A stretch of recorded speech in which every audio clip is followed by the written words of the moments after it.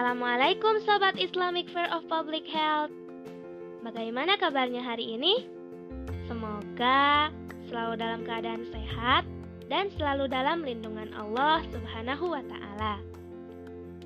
Oh iya, perkenalkan, namaku Aufa Hikmah Al-Khalidah dari SMA IT Miftahul Khair Bandung. Pada podcast kali ini, aku akan menemani teman-teman untuk belajar bersama mengenai figur ayah bagi kesehatan mental anak. Ya, topik obrolan ini aku ambil karena tanggal 12 November nanti adalah Hari Ayah Nasional. Jangan lupa dicatat tanggalnya ya. Hari Ayah Nasional mungkin masih kalah populer dari Hari Ibu. Tidak heran jika masih ada yang bertanya soal tanggal 12 November hari apa sih? Ada rangkaian peristiwa yang menyebabkan kenapa tanggal 12 November disebut sebagai Hari Ayah Nasional dan mengapa kita perlu memperingatinya. Menurut artikel dari Tirto ID, Hari Ayah Nasional dideklarasikan pertama kali di Solo tahun 2006. Hari Ayah lahir atas prakarsa paguyuban satu hati, lintas agama dan budaya yang bernama Perkumpulan Putra Ibu Pertiwi atau yang disingkat sebagai PPIP. Di negara lain, Hari Ayah sudah mulai diperingati sejak awal abad ke-12 dengan makna sebagai hari untuk menghormati ayah. Peringatan Hari Ayah di Amerika dan lebih dari 75 negara lain seperti Kanada, Jerman, Italia, Jepang, Belanda, Turki, Pakistan, Malaysia, Singapura, Taiwan, Filipina, dan Hong Kong dirayakan pada hari Minggu di pekan ketiga bulan Juni atau pada 21 Juni yang ditetapkan sebagai Hari Ayah sedunia. Teman-teman, aku pun baru sadar loh bahwa selama ini peran ayah dalam memberikan kasih sayang dinilai lebih kecil dibanding peran ibu. Padahal peran ayah sebenarnya memiliki potensi yang sama dalam memberi kasih sayang kepada anak. Hanya saja perlu dipahami bahwa bentuk kasih sayang ayah berbeda penerapannya dengan yang diberikan ibu. Di mataku, harusnya ayah adalah sosok yang mempunyai sikap tegas, disiplin, dan bertindak sebagai problem solver.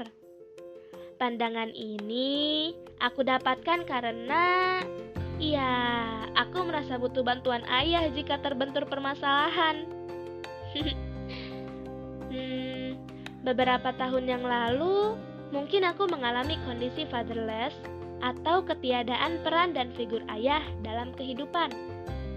Bagiku, fenomena fatherless ini sebenarnya bukan hanya soal kehadiran fisik seorang ayah, tetapi bisa terkait hubungan rumit antara ibu dan ayah sekalipun orang tua masih berada dalam hubungan pernikahan.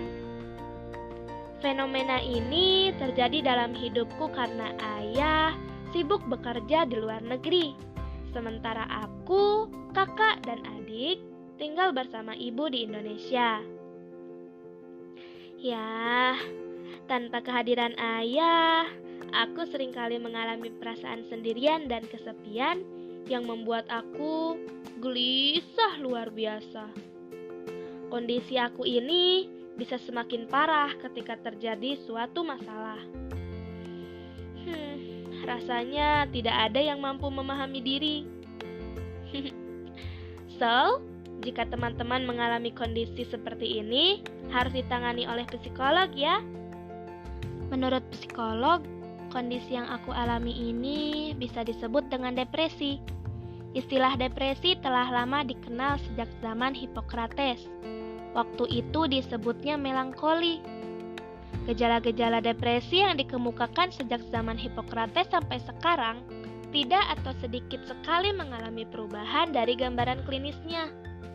Menurut seorang ilmuwan terkemuka yaitu Philip R. Rice, depresi adalah gangguan mood, kondisi emosional berkepanjangan yang mewarnai seluruh proses mental, berpikir, berperasaan, dan berperilakunya seseorang. Pada umumnya, mood yang secara dominan muncul adalah perasaan tidak berdaya dan kehilangan harapan. Sedangkan menurut Maramis, depresi adalah suatu jenis perasaan atau emosi dengan komponen psikologis, rasa susah, murung, sedih, putus asa, dan komponen somatik misalnya anoreksi, konstipasi, dan keringat dingin. Depresi merupakan salah satu contoh dari gangguan kesehatan mental. Menurut WHO, kesehatan mental adalah keadaan sejahtera di mana setiap individu bisa mewujudkan potensi mereka sendiri. Artinya, kondisi individu yang dapat mengatasi tekanan kehidupan yang normal, dapat berfungsi secara produktif dan bermanfaat, dan mampu memberikan kontribusi kepada masyarakat. Dalam artikel Women Indonesia, seorang spesialis kedokteran jiwa Rumah Sakit Omni Alam Sutra, yaitu Dr. Kresno, mengatakan bahwa ada 3 peran ayah untuk menjaga kesehatan mental anak. Yang pertama, ayah sebagai sahabat. Sebagai sahabat di mana ayah mampu menjalin komunikasi yang indah terhadap anak-anak, yaitu komunikasi yang efektif. Yang kedua, ayah sebagai pendidik. Menurut Dr. Kresno, kata kunci dari mendidik adalah memberi teladan, bukan perintah. Karena anak cenderung mencontoh apa yang orang tuanya lakukan. Nah, yang ketiga, ayah sebagai terapis. Dr. Kresno mengatakan, setiap anak memiliki kelebihan dan kekurangannya masing-masing, sehingga sebagai ayah pun harus mengutamakan rasa empati yang tinggi agar anak dapat mengatur emosi diri.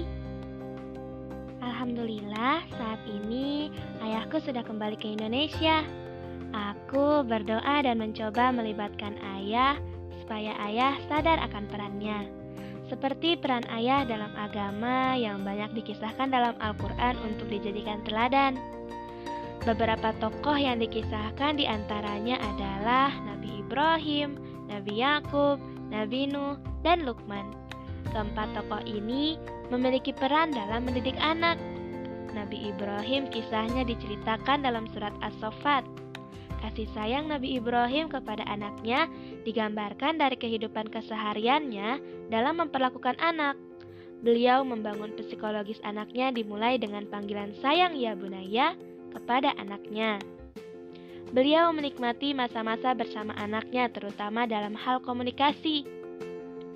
Salah satu nilai pendidikan yang beliau tanamkan adalah komunikasi dialogis disertai pola kepemimpinan yang demokratis. Nah, ketika turun perintah Allah Subhanahu wa Ta'ala untuk menyembelih anaknya, Nabi Ibrahim tetap meminta pendapat anaknya sehingga anaknya dapat menerima dengan penuh kesadaran bahwa perintah Allah itu sebagai sebuah ketaatan dan penyerahan diri. Teladan lainnya dari Luqman yang dikisahkan dalam Quran surat Luqman ayat 13-19. Sebagai ayah, Luqman juga mendidik anaknya dengan penuh kasih sayang, panggilan sayang dan perlakuan yang sabar, terutama ketika memberi nasihat kepada anaknya. Luqman mendidik anaknya agar menjauhi perbuatan syirik kepada Allah Subhanahu wa Ta'ala, berbakti kepada orang tua, dan berbuat baik kepada siapapun. Melalui kisah yang dituliskan dalam Al-Quran tersebut, menggambarkan bahwa Al-Quran telah mengingatkan kita akan pentingnya memberikan dan memperhatikan kebutuhan pendidikan dan psikologis anak. Gimana teman-teman? Keren bukan? Islam telah mengajarkan keluarga akan pentingnya pendidikan dan psikologis untuk anak. Tokoh ayah yang dikisahkan dalam Al-Quran mencontohkan bagaimana peran dan tanggung jawab seorang ayah dalam mendidik anak. Ayah juga merupakan